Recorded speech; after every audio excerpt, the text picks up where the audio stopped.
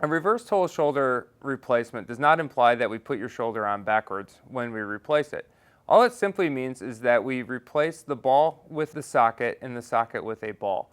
By reversing the orientation of the shoulder joint articulation, it provides a more stable pivot point for the shoulder's deltoid muscle to work more efficiently, to alleviate pain and improve function. This surgery is done for a multitude of pathologies around the shoulder. It can be done for massive rotator cuff tears that are no longer repairable, shoulder arthritis in combination with rotator cuff tears, as well as many proximal humerus fractures that are not able to be fixed or ones that are not amenable to non-surgical treatment.